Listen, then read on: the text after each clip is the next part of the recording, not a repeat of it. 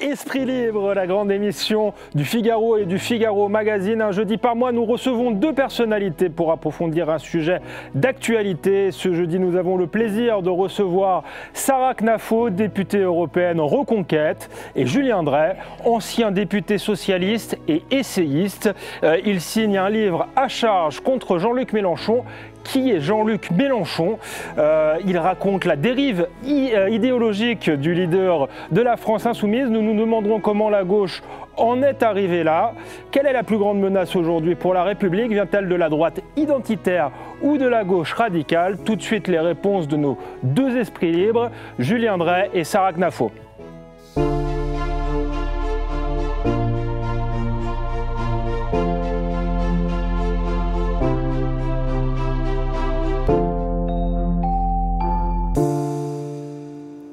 Julien Dray, Sarah Knafo, bonsoir. Bonsoir. Bienvenue au Figaro. Nous sommes heureux de vous recevoir pour débattre notamment de l'état de la gauche, de l'état du pays, de la dérive idéologique de Jean-Luc Mélenchon, puisque c'est le thème de votre livre, Julien Dray. Mais tout de suite, peut-être une question d'actualité, puisque Jean-Marie Le Pen vient de décéder. C'est une page de l'histoire politique qui se tourne. Qu'est-ce que vous en retenez, Sarah Knafo, et est-ce que Jean-Marie Le Pen a des héritiers aujourd'hui, et est-ce que Éric Zemmour en fait partie? Plusieurs questions. D'abord, c'est Éric Zemmour et Jean-Marie Le Pen, ce sont deux hommes qui ont des histoires très différentes, des origines très différentes. L'un s'appelle Zemmour, l'autre s'appelle Le Pen.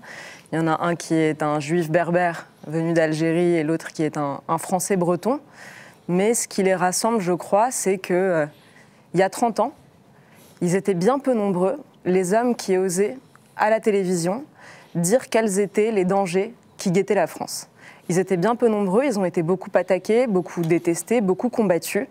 Et ce qu'on en retient aujourd'hui, dans la situation où nous sommes, c'est qu'on a perdu beaucoup de temps à ne pas les écouter finalement.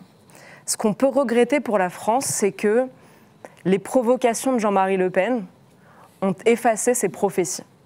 Est-ce que ce n'est pas quelque chose qu'on peut dire d'Éric Zemmour aussi, que ces provocations effacent parfois la justesse de son propos? Je ne crois pas qu'il y ait de provocation dans la manière d'Éric Zemmour d'aborder les choses. En revanche, ce qui est sûr, c'est qu'à avoir été insuffisamment écouté, on arrive dans une situation où chaque jour qui passe, la situation devient de plus en plus dure à redresser. Moi, je fais partie des gens qui pensent que c'est encore possible. Mais chaque jour qui passe, on perd du temps. On a perdu un temps précieux. Et maintenant, toute la question est comment on fait pour rattraper ce temps perdu et pour relever le pays. Alors, est-ce qu'il a d'autres héritiers? Je sais pas, peut-être que M. Julien Dray va nous dire que c'est Jean-Luc Mélenchon qui est son héritier. J'entends ça parfois, on dit Jean-Luc Mélenchon. J'allais lui poser la question, mais je vous la pose. Est-ce qu'il y a des points communs sur la forme, le côté tribun, et puis on parlait de provocation de Jean-Marie Le Pen, il y a les provocations antisémites. Est-ce qu'aujourd'hui, Jean-Luc Mélenchon a pris le relais? Alors là encore, le mot provocation me dérange parce qu'on a l'impression que c'est quelque chose pour Jean-Luc Mélenchon. On aurait l'impression que c'est quelque chose dans lequel il ne croit pas. Moi, je pense que Jean-Luc Mélenchon croit à ce qu'il dit. C'est d'ailleurs peut-être même le problème. Si on est dans un monde où il n'y a que la forme qui compte, on pourrait dire qu'il y a des similitudes entre les deux. Mais dans ce cas-là, on peut dire que Trump est l'héritier de Bernard Tapie, que Bayrou, parce qu'il est calme, est l'héritier de François Mitterrand, et tout se vaut, il n'y a que la forme et le style. Moi, je ne crois pas, je m'intéresse beaucoup plus au fond. Et alors, sur le fond, ils sont les exacts opposés. On a un Jean-Marie Le Pen qui a passé sa vie à essayer de défendre l'identité française face à un Jean-Luc Mélenchon qui passe sa carrière politique à la détruire. On a un Jean-Marie Le Pen qui a essayé de lutter contre tous les ennemis de la France et un Jean-Luc Mélenchon qui collabore avec eux aujourd'hui. Donc, sur le fond, je vois aucune similitude entre eux. Ce sont deux exacts inverses et je serais curieuse de savoir ce qu'en pense Julien Dray. Julien Dray, justement. Vous n'en saurez pas grand-chose, parce que j'ai une règle dans la vie. Quand quelqu'un vient de mourir, je respecte le deuil. Et donc, je ne vais pas commencer une polémique politique. Je respecte le deuil de sa famille, je respecte le deuil de ceux qui ont été à un moment donné ou à un autre de ses amis. Le moment viendra où la politique reprendra ses droits dans quelques jours, quelques semaines. Mais à ce stade-là, moi, je veux pas. Je sais que tout ça. C'est pas une question de polémique. C'est un personnage historique, politique. Vous avez été son adversaire. Vous avez été son adversaire politique. 30 secondes. Je devais pas recommencer comme à la télé. Donc voilà. Moi, je suis peut-être un vieux monsieur. D'ailleurs, je suis un vieux monsieur. J'ai des règles morales. Voilà. Alors je sais que ça fait pas terrible, mais quand quelqu'un vient, je vais pas commencer tout de suite à dire alors je juge, etc. Sa famille est en deuil. Le moment viendra. Vous savez, on a le temps de commenter la pensée politique de Jean-Marie Le Pen. Alors parlons de Jean-Luc Mélenchon, puisque vous lui consacrez un livre. Le titre, c'est « Qui est Mélenchon ?» Donc, qui est Mélenchon aujourd'hui, Julien Dray? Est-ce que c'est celui que vous avez connu autrefois? Est-ce que c'est le pire adversaire de la gauche aujourd'hui, ou est-ce que c'est son leader? Jean-Luc Mélenchon, je suis d'accord avec ce que vient de dire Mme Knafo. Si elle me permet, je vais l'appeler Sarah. Il croit à ce qu'il dit. Voilà, ça c'est vrai, je suis d'accord. Je ne pense pas que ce soit simplement des fantaisies ou des opportunités, même s'il y en a. Donc il a connu une évolution idéologique et le livre raconte cette évolution idéologique. C'est pour ça que je l'ai fait. C'était pas agréable, pour être honnête avec vous, de faire un livre avec quelqu'un avec qui vous avez partagé des choses pendant des années, et d'être obligé de refouiller, voilà. Donc ça a été pas simple, je le dis personnellement, à faire, mais je pensais que c'était mon devoir, au regard des combats politiques qu'on avait menés ensemble, à l'époque, qui n'ont rien à voir avec ce qu'il fait aujourd'hui, de faire ce livre. Alors, est-ce qu'il est dans une dérive ? Nous, on va dire qu'il est dans une dérive, lui, il va dire que non. Lui, il va dire qu'il a une analyse, c'est ce que j'ai essayé de démontrer dans le livre, il a une analyse assez solide, d'ailleurs. Il pense que, dans le monde actuel, l'ennemi principal, c'est l'impérialisme américain. Il a acquis ça dans son rapport avec l'Amérique latine. Parce que comme il a été un des leaders français qui a, il faut être honnête, le plus vécu avec l'Amérique latine et intimement, et donc cette haine du gringo, comme disent les Sud-Américains, il la partage, pour lui c'est le mal absolu. Voilà. Donc il cherche tous ceux qui peuvent être des compagnons de route dans ce combat contre le mal absolu.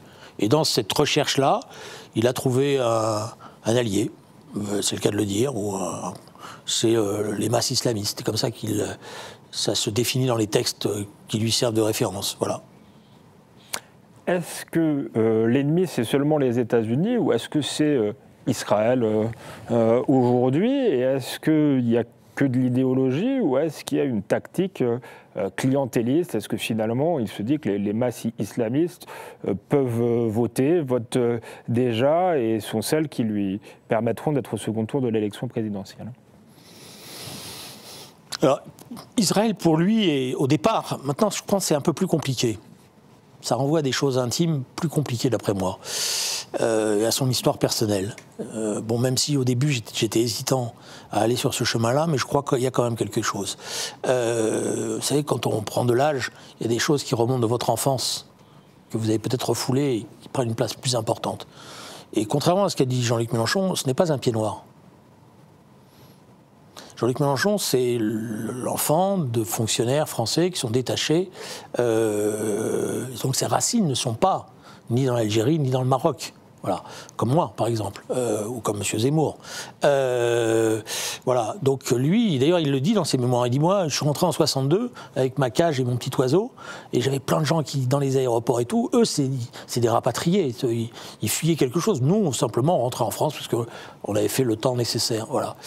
Mais par contre, il a des origines espagnoles très profondes. Et ça marque, voilà. Surtout que dans l'Algérie et le Maroc de l'époque, ces populations espagnoles étaient marquées par un antisémitisme profond, historique. Voilà. Est-ce que c'est remonté à la surface? Il y a quelque chose, en tous les cas. Il y a quelque chose. Sarah Knafo, vous vouliez répondre? Il y a quelque chose qui me frappe dans la fin de ce que vous dites, c'est que vous semblez prendre conscience de ce qu'est devenu Jean-Luc Mélenchon.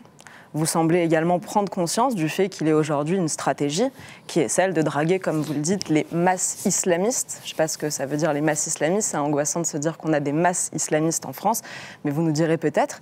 Et puis à la fin, quand vous essayez de trouver la cause de son antisémitisme, ou en tout cas de ses tentatives de séduire les antisémites, vous nous dites c'est parce que c'est un catholique espagnol. Et alors là, on retrouve le Julien Dray de sa jeunesse, qui veut accuser le catholicisme, qui veut accuser les Européens, qui ont un vieux fond antisémite. Et là, soudain, ce n'est plus du tout la faute des masses islamistes qui, eux, pour le coup, vivent un antisémitisme systémique, quand même dire la gauche, des pays dans lesquels il y a un antisémitisme récurrent, parfois, dans l'histoire, un antisémitisme d'État. Mais soudain, c'est plus du tout pour les séduire elles, mais parce que la famille de Jean-Luc Mélenchon est une famille catholique espagnole. Et alors ça, c'est dérangeant parce qu'on a l'impression que d'une certaine manière, vous comprenez et que parfois vous avez vos vieux réflexes qui culpabilisent encore l'Europe, qui ressortent. Et pourtant, je vous ai lu, et cette phrase m'avait déjà frappée, ce passage sur les origines espagnoles et catholiques de Mélenchon qui expliquerait tout, parce que dans ce même livre, vous citez Albert Memmi.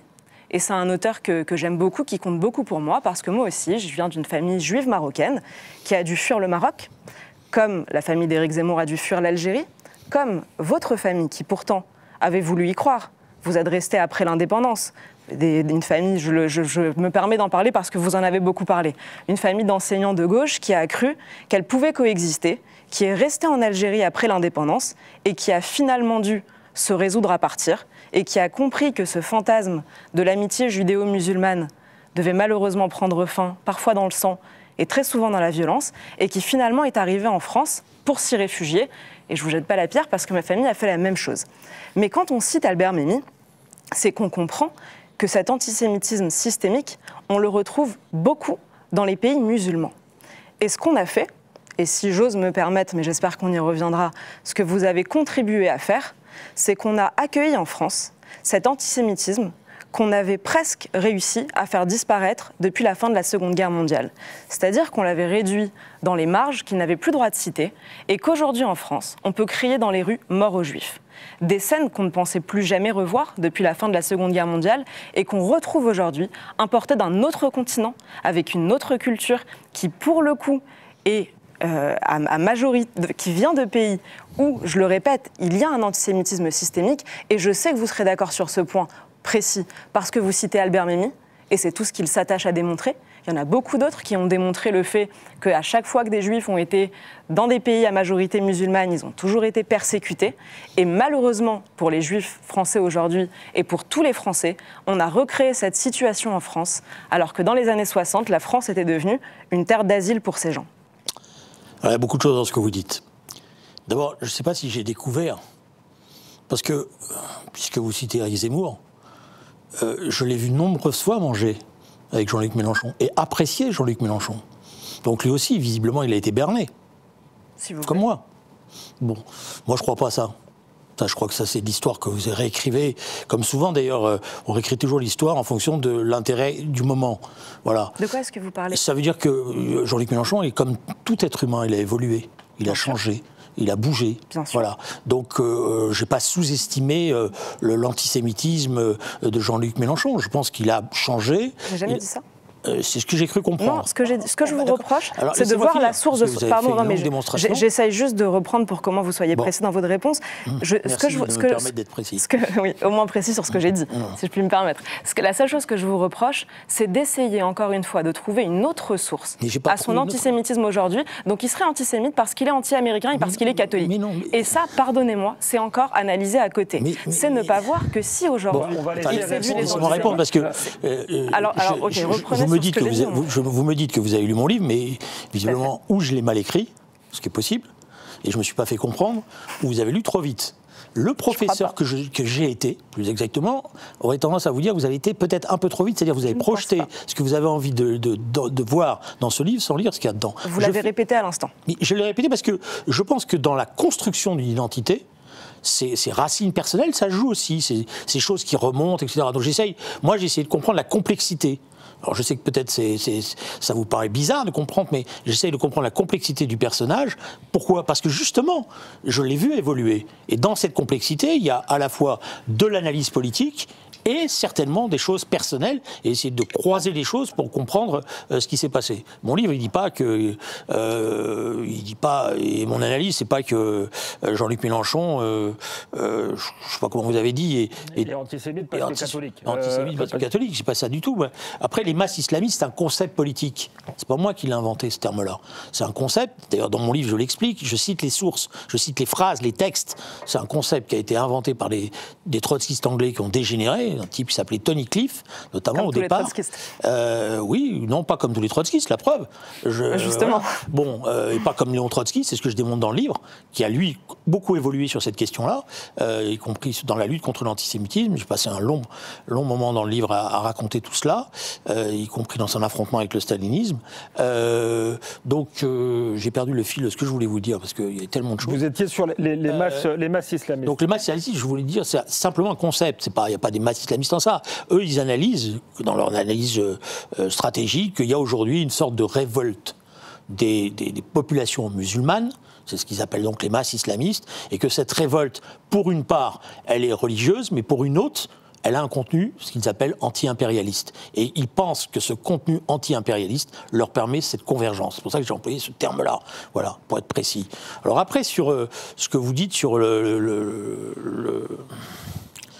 Alors, le problème, c'est qu'il faudrait des heures pour revenir là-dessus. Sur le caractère systémique, oui, c'est vrai, il y avait de l'antisémitisme en Algérie, mais il y avait aussi de la coexistence.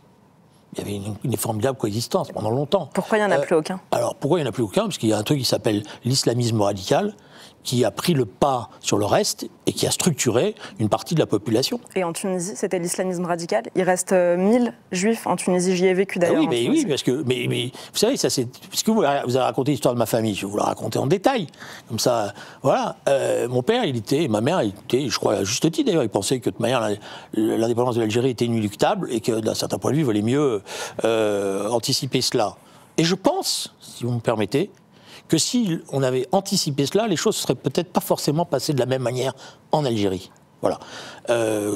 Voilà. Donc ça, c'est notre analyse, mais je ne suis pas sûr que le général de Gaulle, dans son bilan, sur le plan de ce qu'il a fait en Algérie, ait été formidable. Voilà, si vous me permettez mon avis, venir dire aux pieds noirs, je vous ai compris, l'Algérie va rester française, tout en négociant avec les pires ennemis de la France, comme le raconte très bien M. Gisbert dans son livre. Voilà. Donc, ils pensaient que l'indépendance, et ils pensaient qu'une coexistence, à l'époque, était possible. Et d'ailleurs, nombre de leurs amis et de leurs camarades le pensaient aussi. Et ils ont fini, d'ailleurs, pour une part, en prison, ceux-là. Voilà.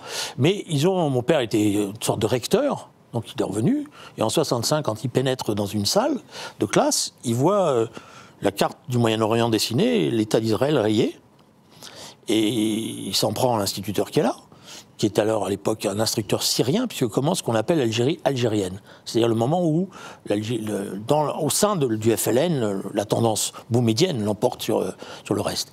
Et il ouvre le cahier, et dans le cahier, il y a un problème de maths, qui est 5 juifs sont en train de jouer aux billes, il y en a 3 qui sont tués, combien il en reste ? Donc là, évidemment, ça dégénère.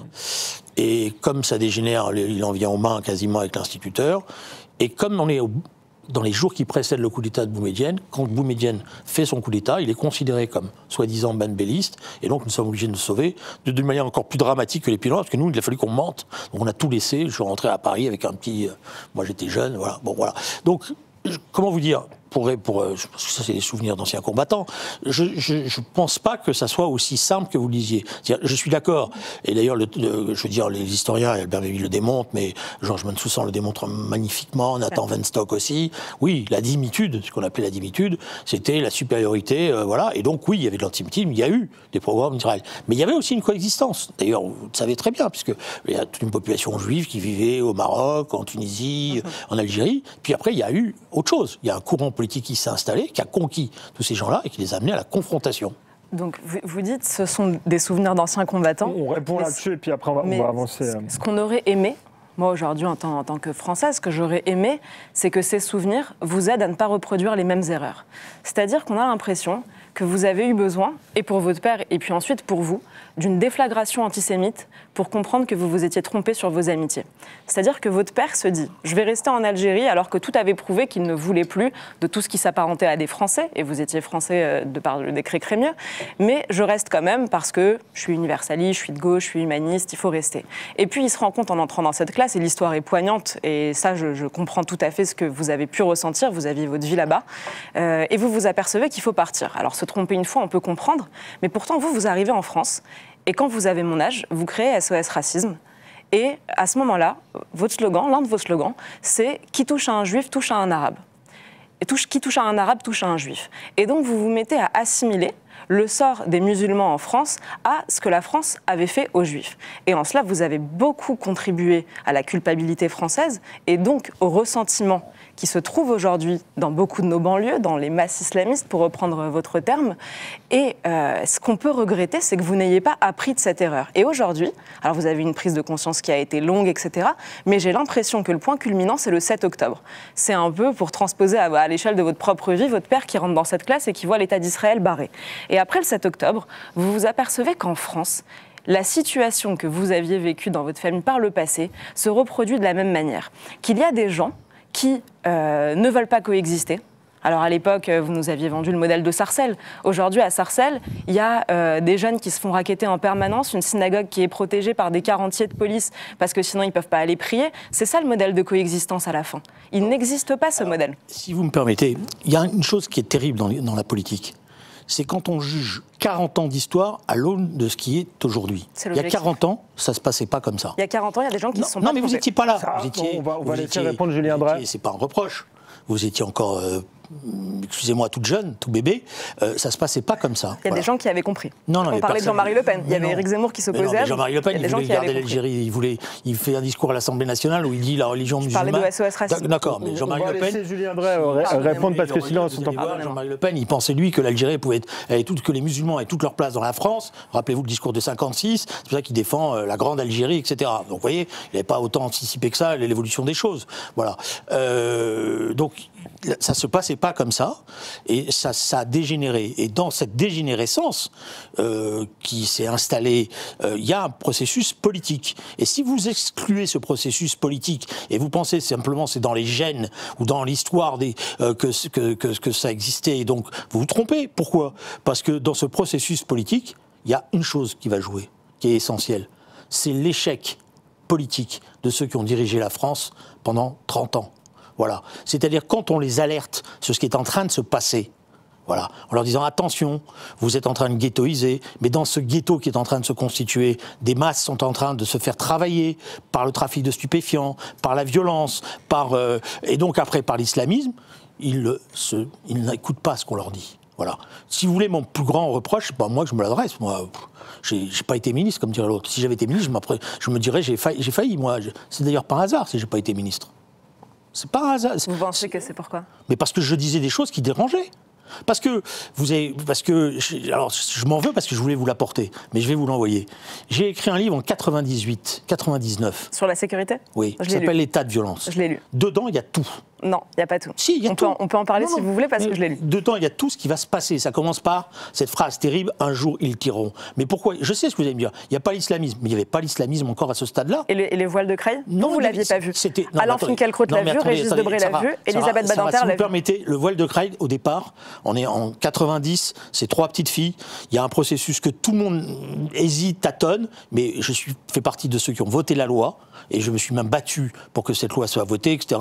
On n'avait pas l'islamisme tel qu'il était aujourd'hui. On avait un islam, ça s'est installé progressivement avec, vous le savez très bien, des agents extérieurs qui ont été envoyés par des puissances extérieures pour, voilà, c'était pas comme ça, c'est pas. Je vous oui, ça n'a fait qu'empirer. Ça, je suis d'accord avec vous. Il y a un processus qui s'est installé. Si on avait cassé les ghettos. Voilà, si on n'avait pas laissé les gens ensemble, si on n'avait pas permis justement à ce que coexiste tout ce qu'on a vu, etc., eh ben, on n'en serait pas là. Voilà. Donc si vous déshistorisez les choses, c'est-à-dire si vous voyez qu'avec les lunettes d'aujourd'hui, la situation, et vous ne comprenez pas tout ce processus politique, vous allez, si vous me permettez, passer à côté et d'un certain point de vue, dédouaner ceux qui ont exercé des responsabilités politiques. Est-ce que vous êtes d'accord au moins que ceux qui ont exercé des responsabilités étaient plutôt vos amis? Non, les vôtres aussi. François Mitterrand? Non, et Jacques Chirac? François Mitterrand? Non, et Jacques Chirac? C'est pas du tout mon ami Jacques Chirac. D'accord, mais bon, je vous ai dit les responsables. Moi, François Mitterrand, j'ai aucun problème. On va essayer d'avancer. Plutôt que de... c'est bien de pointer les responsabilités, mais on a compris que vous estimiez que Julien Drey avait une responsabilité. On a beaucoup de choses à dire dessus. J'allais oublier, juste pour vous titiller un peu, Nicolas Sarkozy. Je peux répondre à Alexandre, s'il vous plaît. D'accord. Rapidement, après j'aurais une question à vous poser sur la guerre d'Algérie, parce que c'est important. Avec plaisir. Ça nous permettra d'évoquer Boualem Sansal, ce qui est intéressant. Bien volontiers. Sur un mot, parce qu'il est important pour la suite, et c'est pas histoire d'accuser M. Julien Drey. Il n'était pas tout seul, ils ont été très nombreux à faire ça. Dans vos manifestations, il y avait beaucoup de monde. J'ai l'habitude. Très bien. Il y a un mot qui me dérange. Vous dites si on avait déghettoisé. Et ça, sincèrement, je vous le reconnais, vous êtes très fort sur l'emploi des mots. Et on sent bien votre formation trotskiste. Tout à l'heure, vous plaisantiez en disant à Alexandre Devecchio qu'il n'était pas trotskiste parce qu'il avait peu de méthode. Tout à fait, on reconnaît le trotskiste en vous. Mais les mots que vous avez employés dans votre vie ont toujours été utilisés à dessein. Ils ont touché juste. Et à mon avis, ils ont fait beaucoup de mal. Je vais vous donner quelques exemples. Quand vous parlez des banlieues qui se communautarisent parce que les Français s'en vont, parce qu'ils ne peuvent plus vivre comme ils vivent, et c'est une jeune fille du 93 qui vous le dit, vous parlez de ghetto.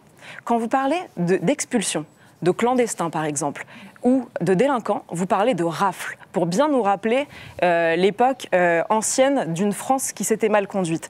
Quand vous avez... Je peux vous le retrouver partout et n'importe qui peut aller chercher. Julien Drey qui parle de rafle. Non. Une seule fois, je sais Google, quand je l'ai Julien Drey, rafle, c'est très facile de trouver sur Google. Je sais quand je l'ai fait. Mais alors il y a une troisième chose que vous avez faite. Quand vous aviez dû choisir un logo pour SOS Racisme, vous avez choisi une main jaune.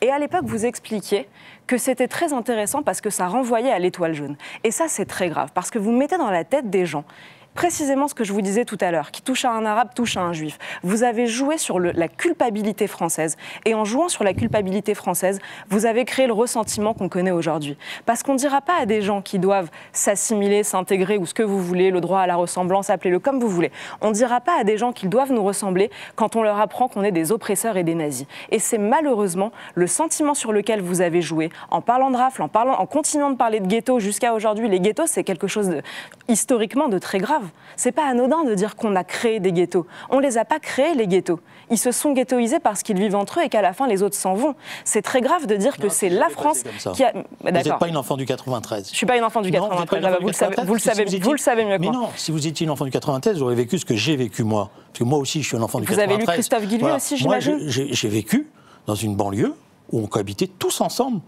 dans mon immeuble. Avec des Italiens, des Espagnols, des Portugais. Non, des Arabes. Des Devecchio. De Vecchio, je ne sais pas, mais en tout cas, moi j'avais... Lui aussi, 93. Je suis le 93 aussi, mais pour rien vous cacher, mais moi je ne participe pas au débat. Non, mais ce que je veux dire par là, c'est que dans toute cette phase-là, on vivait tous ensemble et on vivait en harmonie. On vivait en harmonie et on n'était pas en compétition. Alors, je suis en train de finir ma phrase et après je laisse Alexandre nous parler de ce qu'il veut. Pardonnez-moi, je finissais sur le ressentiment.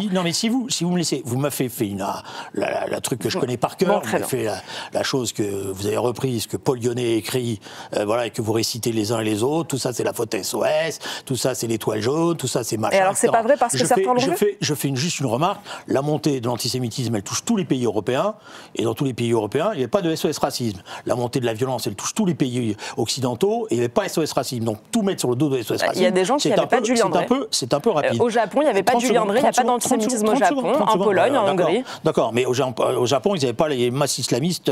Il n'y avait pas de Julien Drey qui ont culpabilisé la France pour les accueillir.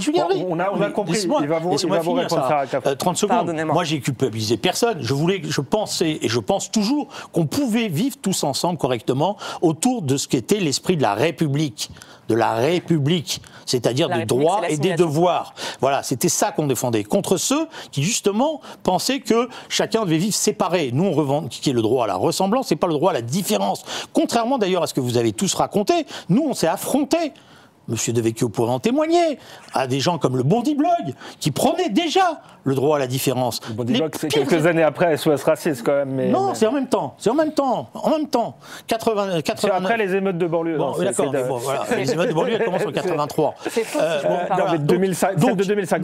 Je finis là-dessus, juste une chose. Si on avait, par exemple, la montée du trafic de stupéfiants, voilà. ça structure aujourd'hui. Voilà. Et oui, j'emploie le terme de ghetto, j'ai aucune honte à employer. Vous n'allez pas me culpabiliser en me disant c'est grave. Oui, c'est grave. C'est votre métier de culpabiliser. Mais non, mais je culpabilise personne, je vous dis c'est les ghettos. Mais qui a été un des premiers à dénoncer la ghettoisation? Dites-moi. Guy, vous voyez, vous n'avez pas tout lu. En rapport de Julien Drey 1992, dérive mafieuse des banlieues.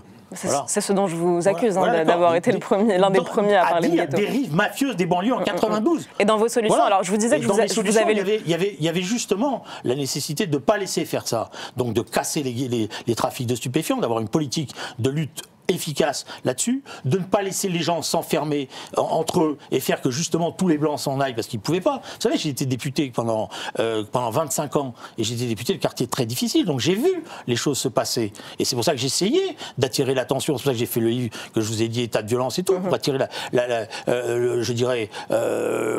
l'attention de la gauche sur ce qui était en train de se passer et qu'elle ne soit pas angélique sur ce qui était en train de se passer. Oui, voilà. Maintenant, puisque vous avez dit le passé, moi je me rappelle de quelqu'un que j'aimais bien d'ailleurs, sur le fond, humainement parlant, qui s'appelait Jacques Chirac, qui en 1995 est élu sur quelque chose de très important, qui est le plan Marshall pour les banlieues. Voilà. Le problème, c'est qu'il y a le plan Juppé derrière, et il n'y a pas de plan Marshall pour les banlieues. Donc demandez, je dirais, par exemple, Éric Zemmour, je sais qu'à l'époque, il soutenait la candidature de Jacques Chirac. Il trouvait que c'était un homme formidable.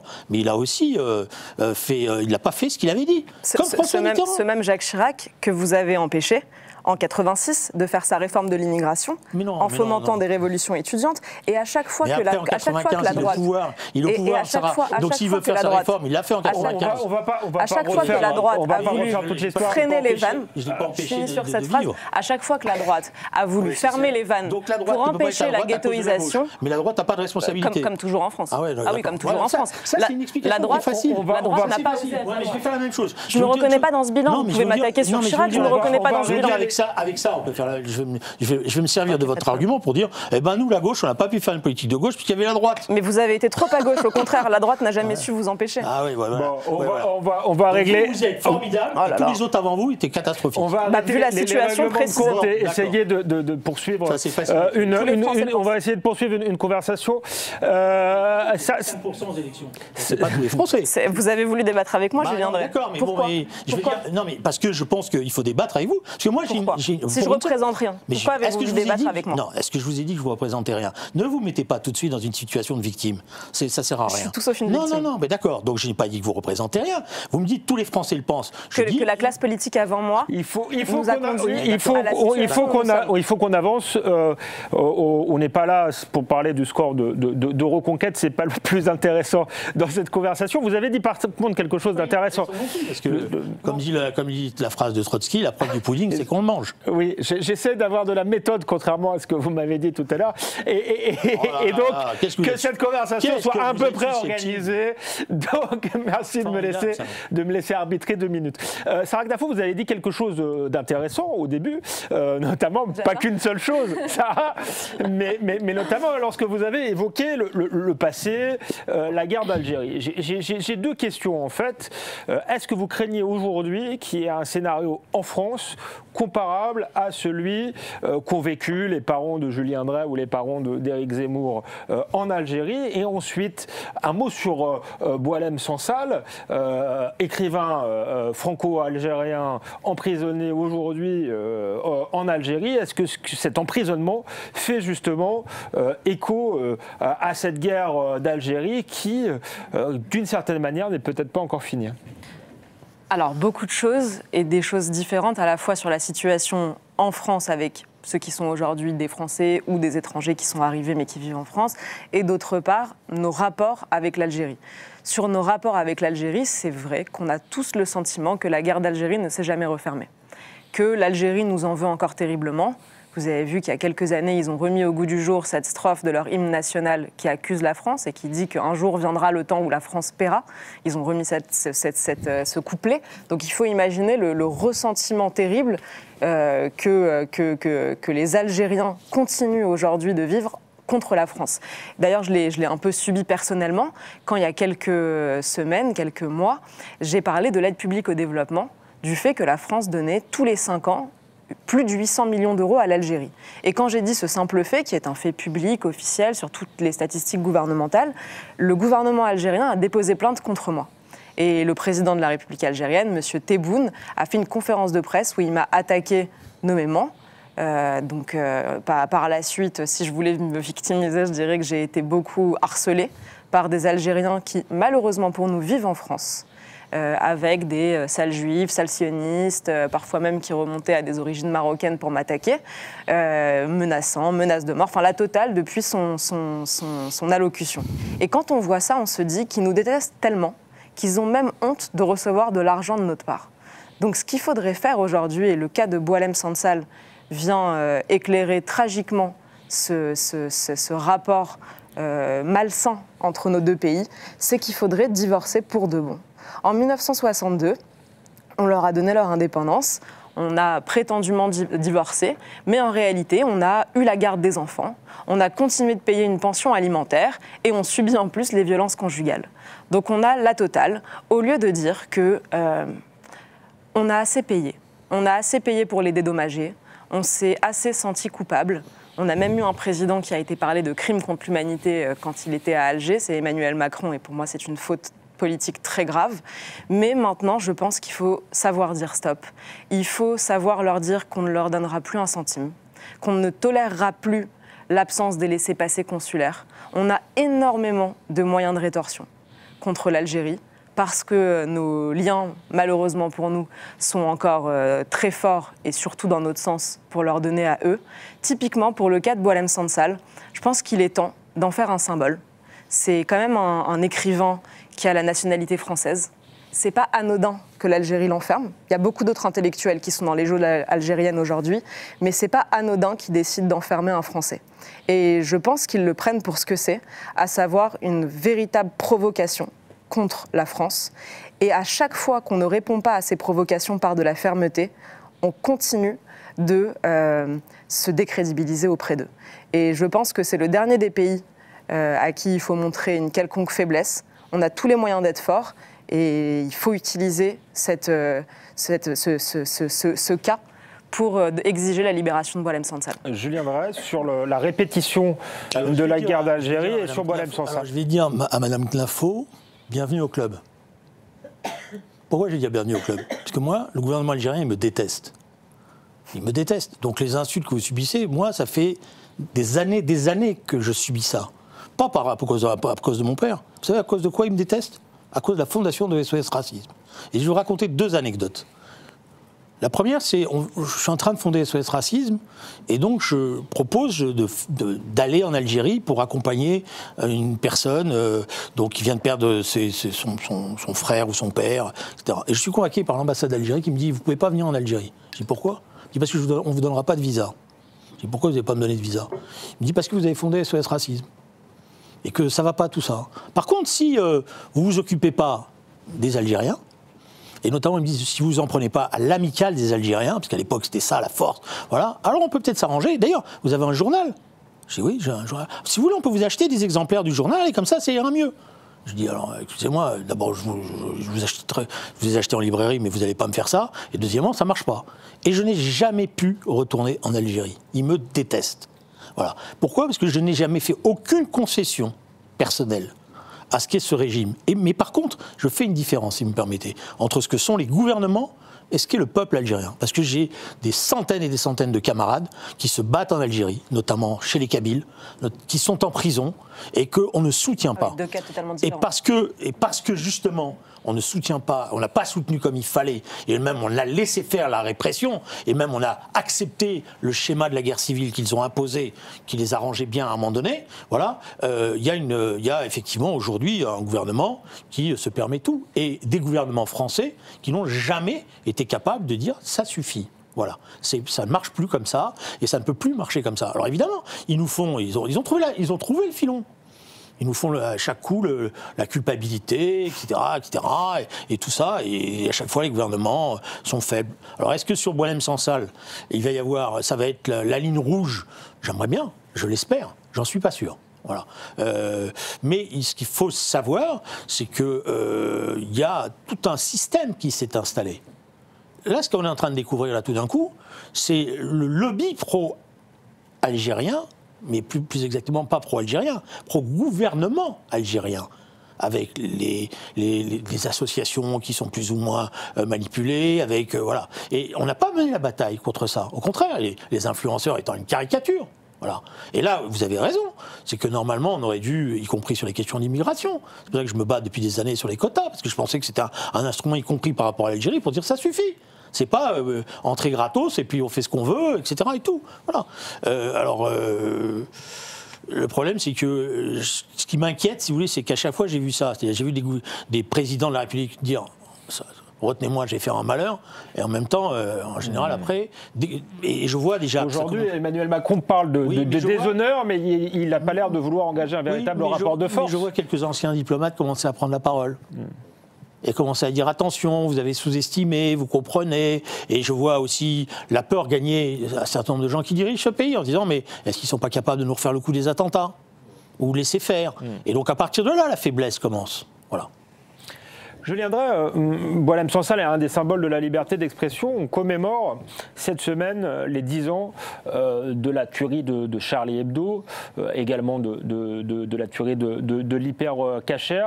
10 ans après, plus grand monde semble être Charlie à gauche.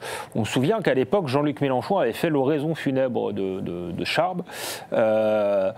François Hollande était au premier rang. Aujourd'hui, il siège aux côtés de Jean-Luc Mélenchon. Quel regard portez-vous, au-delà même de la France insoumise, sur ce qui a été votre famille politique pendant des décennies ? Est-ce qu'il est peut-être toujours, vous le direz ? Vous avez raison, mais il y a quand même un événement que je ne veux pas passer sous silence. C'est ce sondage qui est extrêmement rassurant sur la société française. Ah oui. Il y a un sondage qui est sorti hier qui montre que la société française elle est encore plus Charlie qu'elle ne l'était il y a 10 ans. Ce qui, d'un certain point de vue, est un échec politique pour Jean-Luc Mélenchon. À part chez une certaine catégorie, si je puis me permettre. Vous avez vu ce chiffre ? Parce qu'il ne faut pas le laisser sous silence. 78% des Français de confession musulmane disent qu'il ne fallait pas faire ce dessin. Voilà, mais ça, c'était déjà présent dans les manifestations, on l'avait vu, on l'avait tous constaté. Et ça, c'est une bonne nouvelle pour Jean-Luc Mélenchon. Oui et non, parce que ça veut dire qu'en même temps, et dans une logique qui est sa logique à lui majoritaire, il n'a pas réussi à entraîner plus que le public qu'il a ciblé au départ. Or, il cible un public au départ, mais il espère bien que ça va lui servir de levier par rapport au reste. Voilà, donc la société française, je trouve moi-même, j'ai même été agréablement surpris, pour être honnête. Voilà, parce que j'avais plutôt le sentiment, personnellement, de ce que je vivais, que c'était malheureusement plus détérioré que ça. Alors après, sur l'évolution de la gauche. L'évolution de la gauche, il y a deux choses. Il y a la gauche au pouvoir, donc le quinquennat de François Hollande, ses erreurs, ses échecs. Le fait qu'il ne se représente pas et qu'il laisse la porte ouverte à n'importe quoi. Il y a un parti socialiste qui, à partir de là, n'a pas été capable de faire, comme nous on l'avait fait en 93 quand on perd, un bilan honnête de pourquoi on a perdu, de comment il faut se reconstituer une identité, etc., qui ne travaillent pas intellectuellement. Moi, dirigeants socialistes aujourd'hui, je les écoute, je ne sais pas ce qu'ils pensent. Je ne sais pas ce qu'ils pensent du monde, je ne sais pas comment ils voient les choses, je ne sais pas ce qu'ils pensent des multinationales du numérique, par exemple, de la manière dont on essaye de se battre contre ce qui est en train de se constituer, c'est-à-dire ce gouvernement officieux du monde, où un monsieur qui est milliardaire commence à dire « toi, tu as le droit, toi, tu n'as pas le droit », etc. Bon, donc je ne sais pas ce qu'ils pensent, mais parce que je pense qu'ils ne pensent rien. Ils pensent simplement à comment on va être élu. Avec ça, on ne va pas loin. Aussi, on devient opportuniste. Voilà. Donc c'est le drame actuel de cette direction du Parti socialiste qui n'a pas mené le combat comme il fallait. Voilà. Alors est-ce que qu'est-ce qu'il faut faire maintenant ? Moi, je n'ai pas la solution miracle. Il y a une chose que je sais, c'est qu'il n'y aura pas de renaissance de la gauche sans rupture totale avec Mélenchon. C'est pour ça que j'ai fait le livre. Et je vais vous faire une confidence et je finirai de faire ça. J'ai envoyé un petit SMS hier à Patrick Caner, en disant « Patrick, je t'ai entendu à la sortie de l'entrevue, tu dis que tu veux être l'opposition constructive, etc. C'est bien, mais en même temps, tu essayes de ménager Mélenchon. Ça ne sert à rien. Plus vous le ménagerez, plus il continuera. Il faut faire l'inverse de ce qu'a fait François Mitterrand. François Mitterrand en 1971 a fait l'union de la gauche. Nous, on doit faire la désunion. Et on doit dire qu'on ne... Comme l'a fait Mendès France, quand il est élu Premier ministre, il dit il faut me décomptabiliser les voix des communistes qui ont voté pour moi à cause du stalinisme. Eh bien, nous, on doit dire qu'on n'a rien à voir avec ce personnage, avec ce qu'il représente. aujourd'hui. Voilà. Et tant que la gauche ne dira pas ça, ne l'assumera pas, n'assumera pas l'affrontement, notamment dans la préparation des municipales, eh ben, elle ne sera plus la gauche. Vous l'avez dit à François Hollande, qui est venu ici débattre avec François-Olivier Gisbert il y a quelques semaines. Je lui ai dit, dès qu'il est candidat à la députation, je lui dis, tu repars à l'assaut, tu as du courage, etc. Il me dit, oui, il faut bien, etc. Je dis, ouais. Et puis, je viens quand même, comme j'avais une petite idée à la tête, je lui envoie un autre SMS, je lui dis, mais t'es candidat quoi, en fait? Il dit, je suis candidat Front Populaire. T'es candidat Front Populaire.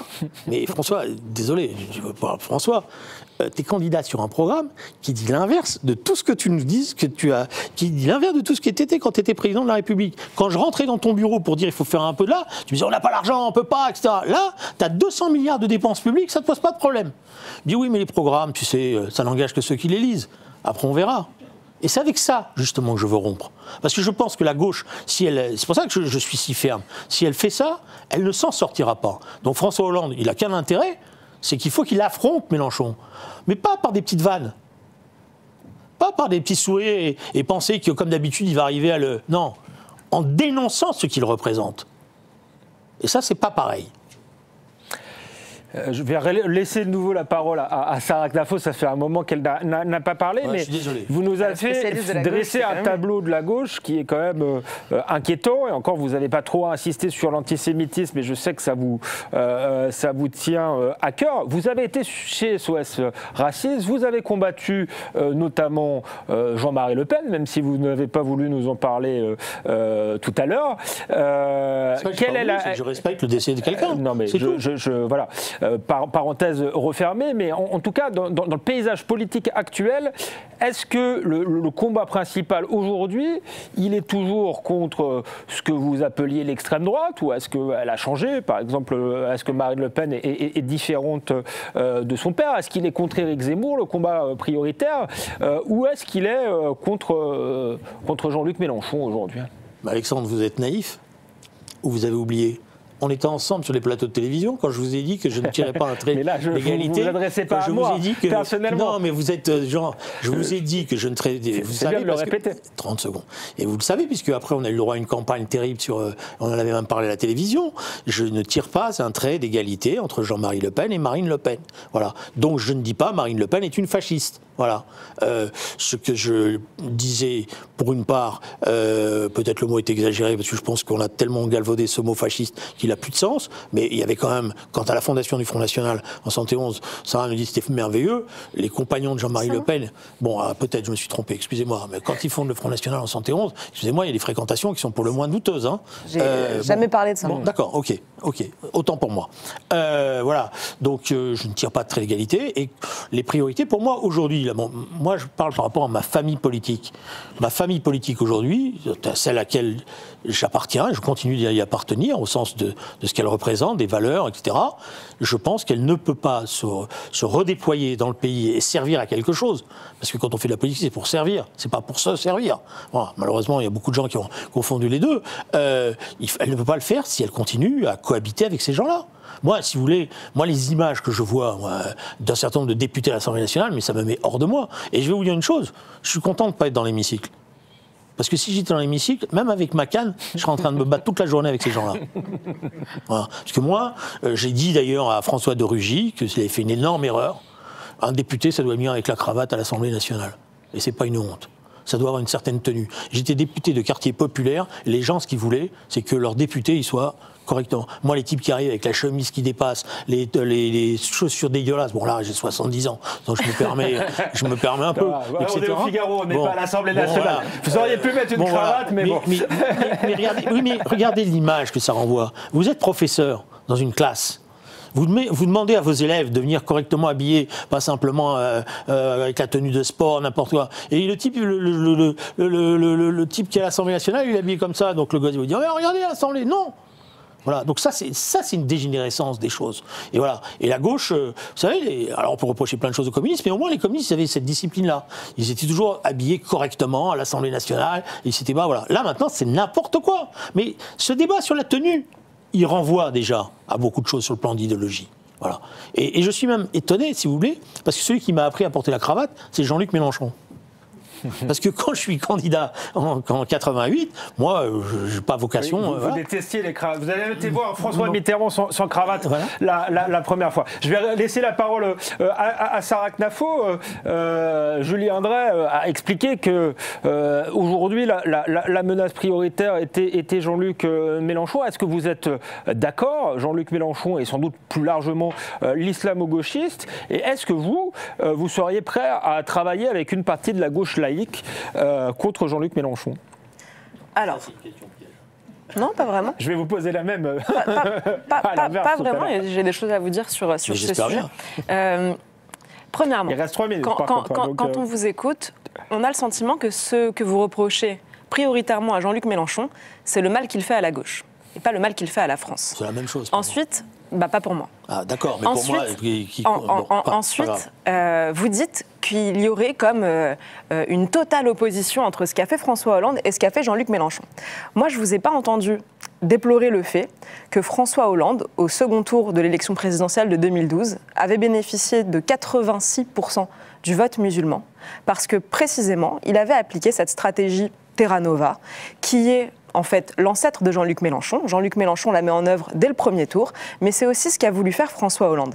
Quand en 2016, vous avez défendu le fait que François Hollande devait se représenter, vous avez dit en réalité, je vous cite, l'affrontement de François Hollande, c'est l'affrontement entre ceux qui veulent défendre une France qui n'existe plus et ceux qui veulent défendre la nouvelle France. C'est mot pour mot ce que dit Jean-Luc Mélenchon aujourd'hui. Donc vous voulez nous dire que... C'est bien de relancer, mais j'ai dit qu'il nous restait que 3 minutes et je vous ai posé une question. Alors, donc, je vais répondre à ça, mais c'est quand même important. C'est que Julien Dray, dans ce livre, nous dit que Jean-Luc Mélenchon est son meilleur ennemi et pour moi, il est plutôt votre meilleur élève. Alors la question que je me pose aujourd'hui, c'est... peut-être. La question que je me pose, aujourd'hui, c'est pourquoi est-ce que quand on vous lit, vous nous dites que la seule chose que vous reprochez à Mélenchon, c'est qu'il ne représente pas assez bien la gauche, qu'il faudrait affronter la droite beaucoup mieux ensemble, etc. Alors qu'en réalité, tous les sujets que vous défendez aujourd'hui sont qualifiés de sujets de droite. Et je réponds à votre question, Alexandre. Vous êtes passé de SOS Racisme à CNews. Quand vous avez eu l'idée de débattre avec moi, quand vous avez eu l'idée de débattre avec moi, Julien Dray, quand vous avez eu l'idée de débattre avec moi, c'est au Figaro que vous l'avez proposé, et étonnamment, pas à Mediapart, pas à Libération, pas à France Inter. Exactement, c'est exactement ce que je voulais vous dire. Aujourd'hui, la gauche vous déteste et la droite vous aime bien. La droite a l'impression que vous avez compris des choses, que vous vous en voulez d'une certaine manière, même si moi j'aimerais que vous nous le disiez beaucoup plus franchement. Mais aujourd'hui dans ce public, je vois beaucoup de sourires. Je pense que les gens qui sont là, sans trahir des opinions politiques, on est au Figaro, je pense que ce sont plutôt des gens de droite et c'est eux qui vous aiment bien. Alors ce que j'aimerais vous dire, c'est si vous considérez vraiment que la France vit un danger grave en ce moment. Alors pour moi, on est exactement comme on l'était en 14 et c'est ma réponse. En 14, vous avez le bourgeois et l'ouvrier qui se sont fait la guerre pendant des décennies, qui étaient même prêts à se trouer la peau. Et puis arrive la guerre 14 et il y a un tel danger en face qu'ils se mettent à côté, qui deviennent frères de tranchées et qui se battent main dans la main en oubliant les désaccords du passé. Alors je vous inverse la question. S'il arrive à répondre en 30 secondes, le danger est trop grave pour se mettre... On va devoir couper. On a réussi malgré tout à vous faire discuter, ce qui est déjà pas mal, mais est-ce que vous voulez aller plus loin, Julien Dray? On ira plus loin. Parce que je n'ai pas la même analyse que madame sur la guerre de 14, malheureusement, cette gigantesque boucherie inutile. C'est pas pareil qu'en 1940. Voilà. Ça, bon, mais je ferme la parenthèse. Maintenant, la question qui est posée, c'est que vous posez, c'est moi je dis pas que c'est mon pire ennemi, Mélenchon. Je considère qu'aujourd'hui, ce qu'il fait à la gauche et donc au pays, parce que la gauche, elle est dans le pays, elle n'est pas en dehors, est criminelle. Merci, ce sera le mot de la fin, un mot fort pour terminer. Merci d'avoir été avec nous. Vous pourrez retrouver ce débat dans les pages du Figaro Magazine et on se retrouve le mois prochain pour un nouveau numéro d'Esprit Libre. Merci beaucoup.